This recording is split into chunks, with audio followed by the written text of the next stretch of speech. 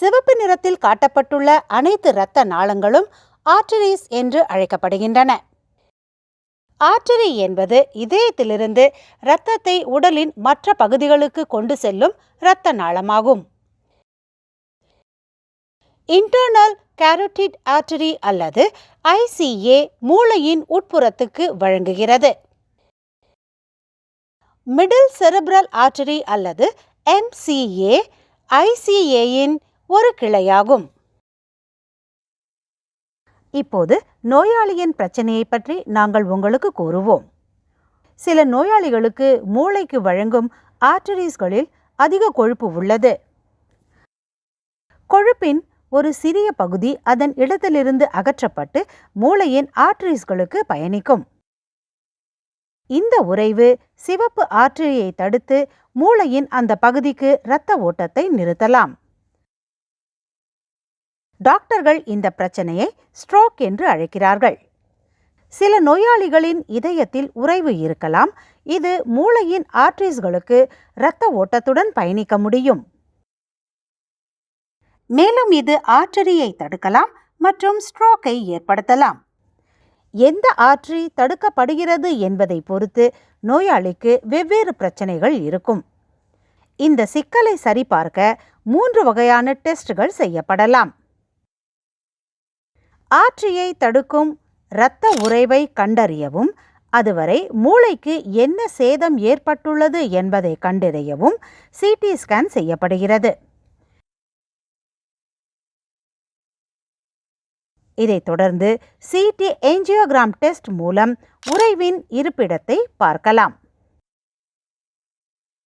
பாதிக்கப்பட்ட பகுதியை நன்கு அடையாளம் காண மற்றும் இப்போது வரை மூளைக்கு எவ்வளவு சேதம் ஏற்பட்டுள்ளது என்பதை அறிய MRI ஸ்கேன் செய்யப்படலாம்.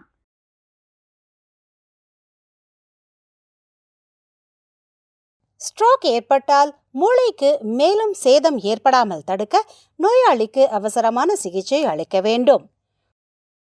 இந்த கட்டத்தில் உறைவை அகற்ற ஆர்டரியை திறப்பது நோயாளிக்கு இன்னும் உதவக்கூடும். உறைவு அகற்றப்படாவிட்டால் ஆர்டரியில் அடைப்பு ஏற்பட்டு இந்த ஆர்டரி செல்லும் மூளையின் பகுதி செயல்படுவதை நிறுத்திவிடும். இதன் விளைவாக நோயாளியின் மூளையின் முக்கியமான பகுதிகளுக்கு கடுமையான சேதம் ஏற்படக்கூடும். மேலும் அவர்களின் உயிருக்கு ஆபத்து ஏற்படலாம். இப்போது கிடைக்கும் சிகிச்சை முறைகளை விளக்குவோம். நிம்ஹன்ஸில் த்ரோம்பெக்டமி எனப்படும் ஒரு செயல்முறையின் மூலம் ஆர்டரியில் உள்ள அடைப்பை அகற்றுகிறோம். இது ஸ்ட்ரோக்கை குணப்படுத்தும் மற்றும் மூளையில் இரத்த ஓட்டத்தை மறுதொடக்கம் செய்யும். கட்டிகளை அகற்ற அடைக்கப்பட்டுள்ள ஆர்டரியில் ஏஞ்சியோகிராம் டெஸ்ட் செய்யப்படும். பின்னர் நாம் ஒரு கத்தீட்டர் டியூபை உறைவுள்ள இடத்திற்கு வைத்து அதை அகற்ற காற்று அழுத்தத்துடன் வெளியே இழுப்போம்.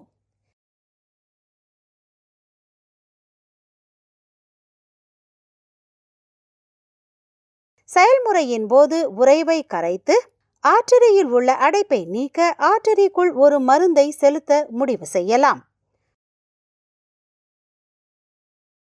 சில நோயாளிகளுக்கு உறிஞ்சுவதன் மூலம் உறைவை அகற்ற முடியாது.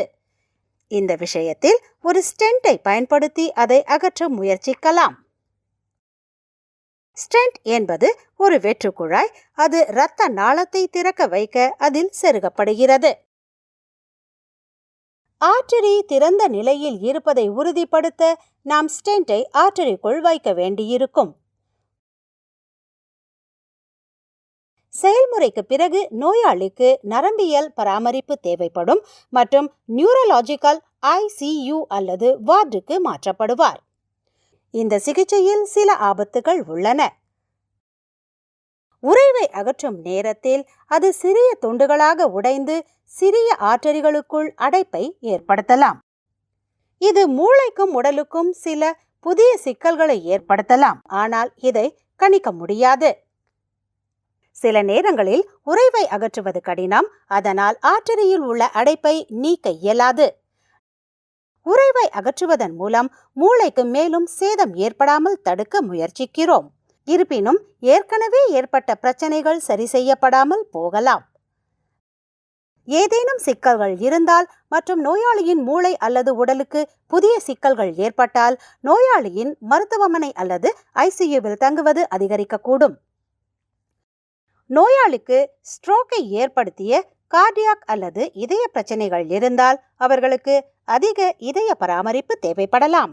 நிம்மென்ஸில் கார்டியாலஜி துறை இல்லை என்பதால் நோயாளி இருதய சிறப்பு மருத்துவமனைக்கு பரிந்துரைக்கப்படுவார். நோயாளியின் இருதய நிலை சிகிச்சையின் இறுதி நிலையாகும். நோயாளியின் நிலை மற்றும் அதற்கான சிகிச்சையை புரிந்து கொள்ள இந்த விளக்கக்காட்சி உங்களுக்கு உதவியது என்று நாங்கள் நம்புகிறோம்.